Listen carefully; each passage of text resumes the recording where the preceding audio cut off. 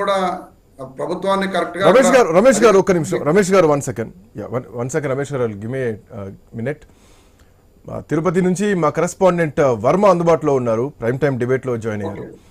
Varma, good evening. So Varma, సరే ఇక్కడ చర్చ ఏంటంటే ఎక్కడి వాళ్ళు అక్కడే ఉండి అనాలిసిస్ చేస్తూ, అంటే అక్కడ ఉన్నటువంటి పరిస్థితిని చూస్తూ విని, ముఖ్యమంత్రి ప్రెస్ మీట్లు విని మాట్లాడుతున్నటువంటి పరిస్థితి.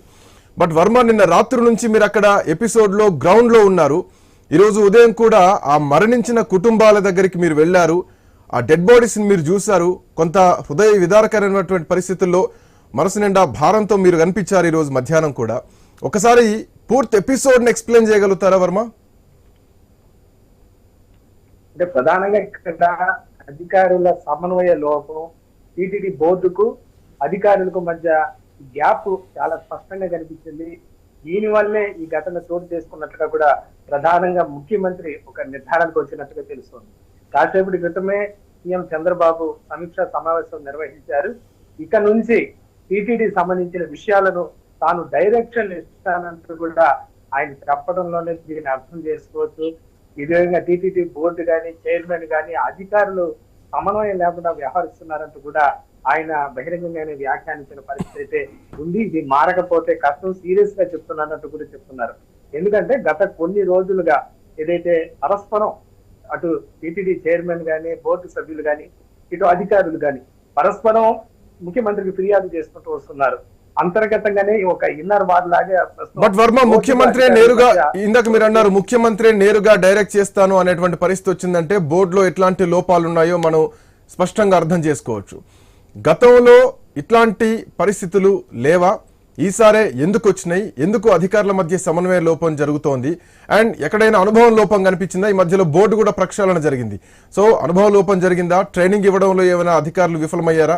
సో బోర్డులో ఇంకేమైనా చేంజెస్ జరగాలన్న పాయింట్ ఏమైనా వినిపిస్తోందా?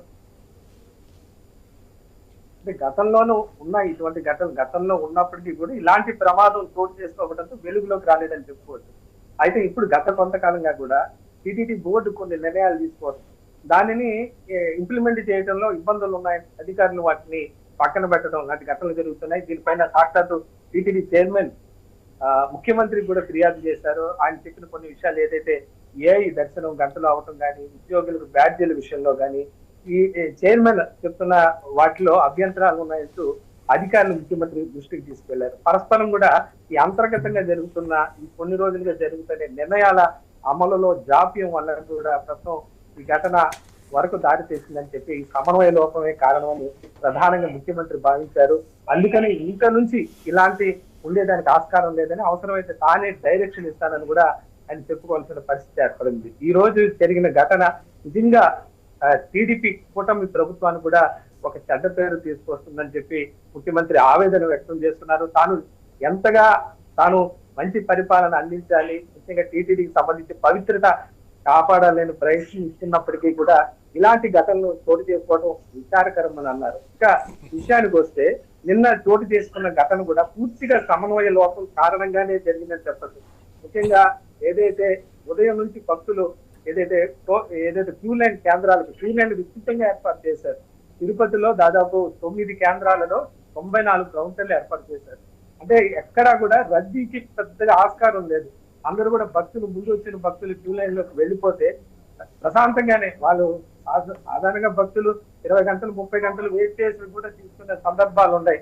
కాబట్టి ఏ ఇబ్బంది లేకుండా తీసుకునే వాళ్ళు. అయితే క్యూ లైన్ దగ్గరికి వెళ్ళలేకుండా గేట్లతో భక్తులను బంధించేయడం, రాత్రిపూట ఒక్కసారిగా గేట్లు తెరవడం వల్లే ఈ ఘటన చోటు చేస్తుంది. ఇక ముందుగా 8వ తేదీ అని చెప్పి తర్వాత డేట్ మార్చి 9వ తేదీ అని చెప్పారు.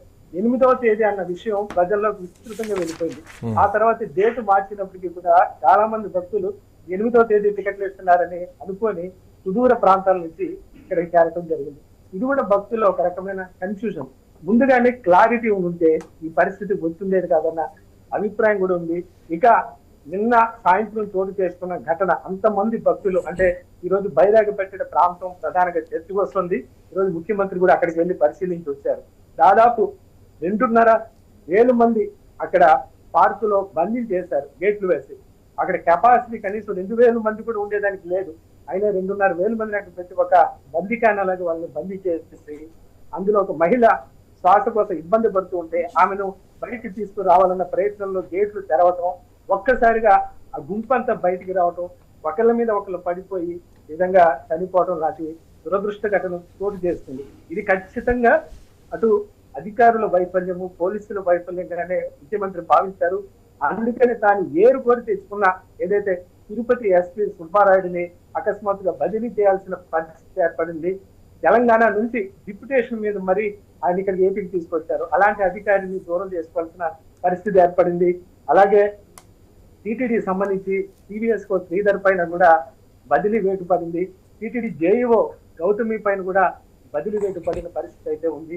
ఇక మరో ఇద్దరు అధికారుల పైన హరినాథ్ రెడ్డి టీటీడీ గోశాల డైరెక్టర్, ఆయన ఏదైతే బైరాగిపేట పార్క్ ఇన్ఛార్జ్ గా ఉన్నారు, ఆయన్ని సస్పెండ్ చేశారు. మరో అధికారిని కూడా సస్పెండ్ చేయాల్సిన పరిస్థితి ఏర్పడింది. ఇంత సీరియస్ నిర్ణయాలు ఈ రోజు ముఖ్యమంత్రి తీసుకోవాల్సిన పరిస్థితి ఈ ఘటన యొక్క తీవ్రతకు అర్థం పడుతుందని చెప్పచ్చు. ఎందుకంటే టీటీడీలో ఏ చిన్న లోపం జరిగినా అది దేశవ్యాప్తంగా కూడా చెడ్డ పేరు వస్తుంది. ఇప్పటికే లడ్డు పవిత్రతకు సంబంధించి ఎంత దుమారం జరుగుతుందో మనం చూస్తున్నాం. ఇదే సమయంలో టీటీడీ దర్శన టికెట్ల కోసం భక్తుల్ని రమ్మని టీటీడీని పిలిచి అన్ని ఏర్పాట్లు చేశాము, మీకోసం అంత బ్రహ్మాండంగా ఏర్పాట్లు చేశామని చెప్పి బాగా ప్రకటనలు గుర్తించుకొని తీరా భక్తులు వచ్చిన తర్వాత ఈ విధంగా వాళ్ళని ఇబ్బందులు పెట్టి వాళ్ళకి మృతికి కారణమైన అధికారులు పైన ఖచ్చితంగా సీరియస్ యాక్షన్ ఉంటుందని ముఖ్యమంత్రి నర్మగర్భంగా ఈ రోజు ప్రెస్ మీట్ లో చెప్పడం జరిగింది.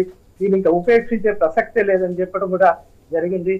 పూర్తిగా ఒకసారి చూస్తే మొత్తం ఈ సమన్వయ లోపం, ఇది మానవ లోపంగానే చెప్పొచ్చు, అధికారుల లోపంగానే చెప్పుకోవచ్చు. ఇది చాలా స్పష్టంగా కనిపించింది. ఇందులో ప్రమాదం అనే దానికన్నా కూడా అక్కడ సరైన ఏర్పాట్లు చేయకపోవడం. ఇది కేవలం ముఖ్యమంత్రే కాదు, ఈ రోజు డిప్యూటీ సీఎం పవన్ కళ్యాణ్ కూడా ఈ రోజు రావడం జరిగింది.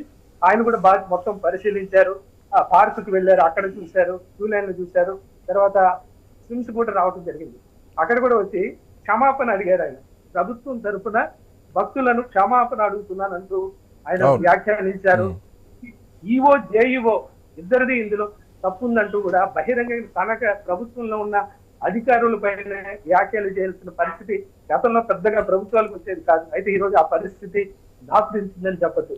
అంటే స్వీయ తప్పిదాన్ని ప్రభుత్వం కూడా ఒప్పుకుంటున్న పరిస్థితి అయితే మనకు చాలా స్పష్టంగా కనిపిస్తుంది. అలాగే ఈ రోజు మాజీ సీఎం వైఎస్ జగన్ కూడా ఆయన వచ్చారు, ఆయన కూడా పరిశీలించారు. ఆయన కూడా ప్రభుత్వం పైన టీటీడీ పైన తీవ్రమైన వ్యాఖ్యలు కూడా చేసిన పరిస్థితి అయితే ఉంది. ఇవన్నీ కూడా భరించడానికి ఏది ప్రధానంగా అధికారులు టీటీడీ బోర్డు మధ్య సమన్వయ లోపం అని చంద్రబాబు భావిస్తున్నారు. అందుకనే సాధారణంగా మధ్యాహ్నం 1 గంటలో ఆయన పర్యటన ముగించాల్సిన పరిస్థితి ఉండేది. అయితే చంద్రబాబు వచ్చాక ఇక్కడ పరిస్థితి చూశాక, ఇక్కడ అధికారులకి బోర్డుకి మధ్య గ్యాప్ చూశాక ఉదయం నుంచి కూడా సుదీర్ఘంగా ఆయన పర్యటించారు. మధ్యాహ్నం నుంచి సమీక్ష కూడా దాదాపు 2 గంటల పాటు ఆయన సమీక్ష చేయాల్సిన పరిస్థితి అయితే ఏర్పడింది. సీరియస్ వార్నింగ్లు కూడా ఇచ్చి వెళ్ళిన పరిస్థితి అయితే ఉంది. ఇక ముఖ్యంగా ఇంకొక విషయం చెప్పాలంటే, గతంలో ఏకాదశి ద్వాదశి సంవత్సరంలో 2 రోజులు మాత్రమే వైకుంఠ ద్వారాలు తెరిచి ఉంచేవారు. అయితే గత 4 ఏళ్లుగా వైసీపీ పీరియడ్ లోనే మొట్టమొదటిసారిగా శ్రీరంగం తరహాలో 10 రోజుల పాటు వైకుంఠ ద్వారాలు తెరిచి ఉంచుతున్నారు. అప్పట్లో పవన్ కళ్యాణ్ ఈ విధానాన్ని విమర్శించారు. ఎప్పుడు వైసీపీ అధికారంలోకి ఉన్నప్పుడే 10 రోజులు ఏ విధంగా వైకుంఠ ద్వారాలు తెరుస్తారని ఆయన ఒక వ్యాఖ్య అయితే చేశారు. అయితే ఇప్పుడు వైసీపీ ప్రభుత్వం అమలు చేసిన విధానాన్ని కూటమి ప్రభుత్వం కూడా తూచా తప్పకుండా అమలు చేసింది. అయితే అమలు చేయడం బాగానే ఉంది, కానీ దాంట్లో ఏదైనా ఇబ్బందులు ఏమైనా ఉంటాయా లేదా అనే విషయానికి ఒకసారి పరిగణలోకి తీసుకొని ఏదైనా లోపాలు ఉంటే సవరించుకొని ఉండాలి. ముఖ్యంగా క్యూ లైన్ల దగ్గరికి భక్తులు వదిలేస్తుంటే ఈ పరిస్థితి వచ్చిండేది కాదు, గేట్ వేయకుండా. ఇవన్నీ కూడా లోపాలు సవరించుకోకుండా మక్కి అదే విధానాన్ని దించేయడం కూడా ఇక్కడ ఒక లోపంగా చెప్పుకోవచ్చు. ఇవన్నీ కూడా ఈ రోజు ముఖ్యమంత్రి సమీక్ష చేస్తారు. ఆయన కూడా వ్యాఖ్యానించారు, గతంలో లేదు, ఇది వైసీపీ పీరియడ్ లో ఈ 10 రోజుల దర్శనాలు అనేది తీసుకొచ్చారు, వైకుంఠ ద్వారం మా పీరియడ్ లో లేదు అని కూడా ముఖ్యమంత్రి చెప్పుకోవాల్సిన పరిస్థితి ఏర్పడింది. ఇవన్నీ కూడా ఈ రోజు ఏపీ ప్రభుత్వాన్ని ఆత్మరక్షణలో పడిపోయిందని చెప్పుకోవచ్చు. అలాగే దేశవ్యాప్తంగా టీటీడీలో జరిగిన విషయం కావడంతో ఖచ్చితంగా దేశవ్యాప్తంగా నేషనల్ మీడియా కూడా దీని మీద ప్రధానంగా ఫోకస్ చేయడంతో చెడ్డ పేరు మాత్రం రావడం జరిగింది. భవిష్యత్తులో ఇలాంటి ఘటనలు జరగకుండా చర్యలు తీసుకునే దిశగా ఇప్పుడు చంద్రబాబు అడుగులు వేయాల్సిన పరిస్థితి అయితే దాపుతుందని చెప్పచ్చు. Thank you Varma, thanks for joining. So Kishore గారు ఇందాక వర్మ చెప్పిన మాటలు అఫ్ కోర్స్ ముఖ్యమంత్రి కూడా చెప్పడం జరిగింది. సో 2 రోజులను 10 రోజులకు